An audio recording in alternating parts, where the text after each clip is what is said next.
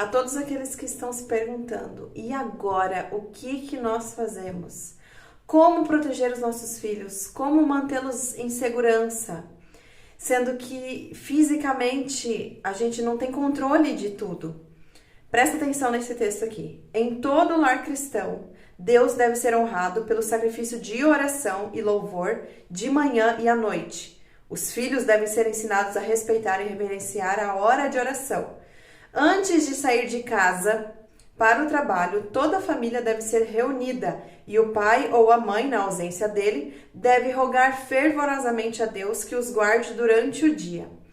Vão com humildade, coração cheio de ternura e com o senso das tentações e perigos que se acham diante de vocês e de seus filhos. Pela fé, atem-nos ao altar, suplicando para eles o cuidado do Senhor. Anjos ministradores hão de guardar as crianças assim consagradas a Deus. É o dever dos pais cristãos de manhã e à tarde, pela fervente oração e fé perseverante, porem um muro em torno de seus filhos. Cumpre-lhes instruí-los pacientemente e bondosamente ensinem-lhes a viver de maneira a agradar a Deus. Ok, mas aí você deve estar se perguntando, tá, Cris, mas e o pai cristão que até chegou a perdoar o assassino? Como é que fica? Ele não orou pelo seu filho, ele não ensinava seu filho nos caminhos de Deus, e por que Deus permitiu que isso acontecesse com eles, né? Com as crianças que também são inocentes? Aí entra a questão do salário do pecado. Em consequência do pecado de Adão, a morte passou a toda a raça humana. Todos, semelhantemente, descem ao sepulcro. E pelas providências do plano da salvação, todos devem ressurgir da sepultura. O que nós devemos temer não é a primeira morte, porque ela é consequência do pecado e pode sim acontecer. A questão aqui é, devemos temer a segunda morte. Todos os que se acham nos túmulos ouvirão a sua voz e sairão, os que tiverem feito o bem para a ressurreição da vida, e os que tiverem praticado o mal para a ressurreição do juízo. João 5, 28 e 29.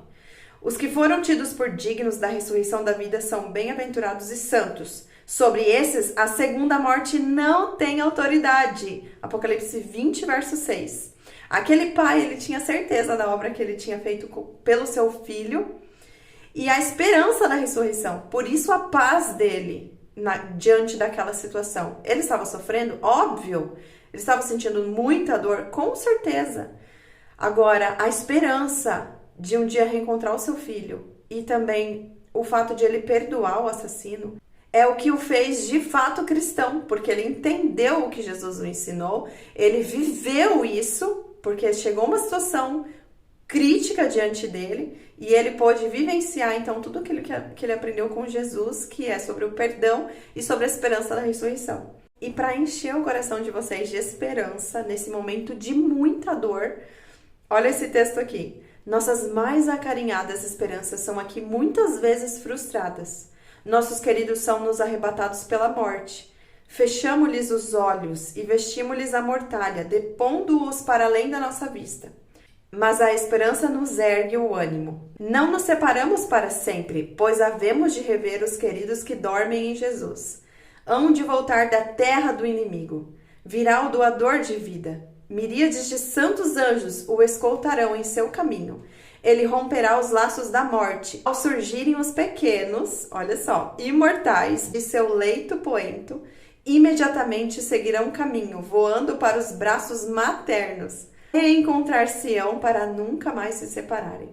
Muitos dos pequenos, porém, não terão mãe ali.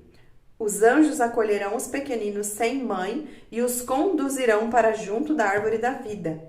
Jesus lhes coloca o áureo círculo de luz, a coroa, sobre as cabecinhas. E você deve estar se perguntando também por que tanta maldade acontecendo, tanta notícia ruim uma atrás da outra. Gente, as profecias estão se cumprindo. E outra, Satanás, ele sabe que tem pouco tempo, então ele tá furioso e ele vai atacar tudo que ele conseguir. Então nós devemos preparar nossos filhos e a nós para estarmos prontos, para estarmos diante de Deus no dia do juízo. Temer, gente, a primeira morte é inevitável, mas a segunda morte nós devemos temer. Sim, a segunda morte, ela vai ser morte eterna. E nós precisamos nos preparar para a vida eterna. a nós e aos nossos filhos.